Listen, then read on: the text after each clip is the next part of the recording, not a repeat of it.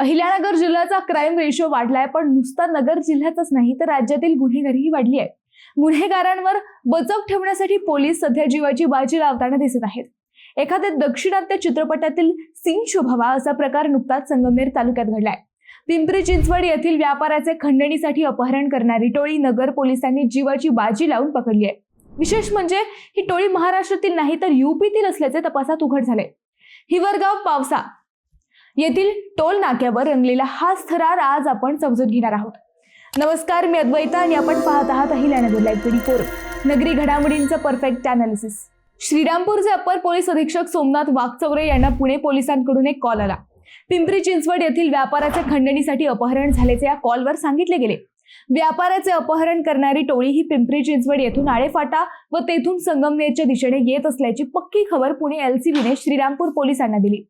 वाघचौरे यांनी तातडीने संगमनेर उपविभागीय पोलीस अधिकारी कार्यालयाला वायरलेसवर ही माहिती दिली. ही टोळी बाहेरील राज्यातील असून त्यांच्याकडे गावठी कट्टे असल्याची खबरही पोलिसांना दिली गेली होती.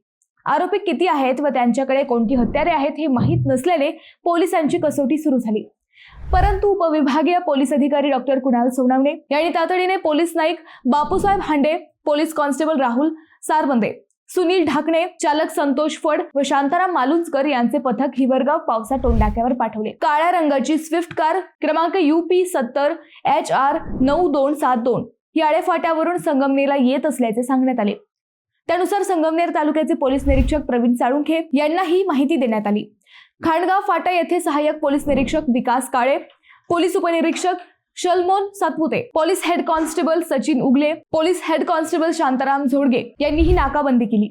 संगमनेर व संगमनेर तालुका अशा दोन्ही पोलिसांची पथके वेगवेगळ्या ठिकाणी तैनात झाली. शिवाय या गाडीचा पाठलाग करत पुणे स्थानिक गुन्हे शाखेचे पथकही या कार मागेच होते. परंतु या पोलिसांना चकवा देत हे आरोपी सुसाट वेगाने राज्यातून पसार होण्याच्या तयारीत होते. सोमवारी रात्री अगदी दक्षिणात्य चित्रपटाप्रमाणे पोलिसांनी सगळा सापळा रचला. रात्री 11 वाजेच्या सुमारास संशयित कार हिवरगाव पावसा टोल नाक्यावर आली. पोलीस पथक अगोदरच तेथे सापळा लावून बसले होते. गाडीचा नंबर चेक केल्यावर पोलिसांनी व टोल नाक्यावरील कर्मचाऱ्यांनी लागलीच कारच्या चालकावर झडप घातली. इतर पोलिसांनी गाडीतील इतर आरोपींना ताब्यात घेतले. आरोपींकडे हत्यार असल्याने पोलिसांनी अगदी शिताफीने हे ऑपरेशन राबवले. काही वेळातच पिंपरी चिंचवड स्थानिक गुन्हे शाखेचे पथकही संगमनेर पोलिसांच्या मदतीला आले. पोलिसांनी गाडीची तपासणी केली असता त्यात 2 गावठी कट्टे व 6 जिवंत काडतुसे सापडली. पोलिसांनी या कारमधील 5 आरोपींना ताब्यात घेतले.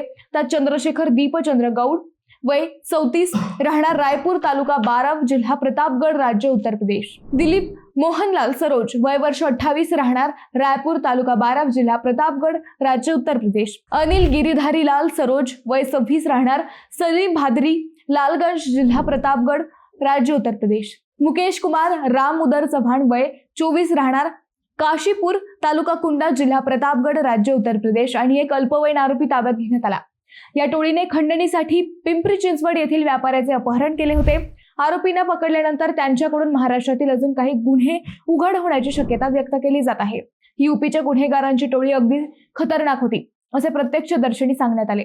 मित्रांनो, तुम्हाला हा विषय कसा वाटला हे आम्हाला कमेंट करून नक्की कळवा. शिवाय व्हिडिओ आवडला असेल तर चॅनलला सबस्क्राईब करून व्हिडिओला लाईक करायला विसरू नका. पुन्हा भेटू नव्या विषयावर. तोपर्यंत धन्यवाद.